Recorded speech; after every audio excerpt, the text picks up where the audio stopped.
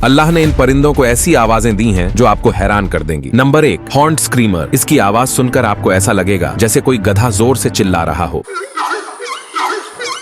Number 2, black collared starling. इस पक्षी की आवाज ऐसी है जैसे कोई छोटा बच्चा जोर जोर से रो रहा हो।